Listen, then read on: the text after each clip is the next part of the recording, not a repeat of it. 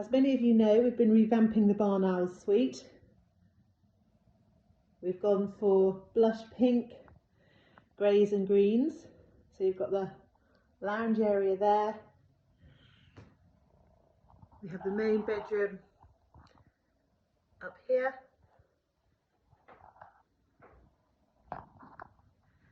And then we head down to the best bit, which is the new bathroom. Still space for the day bed for children.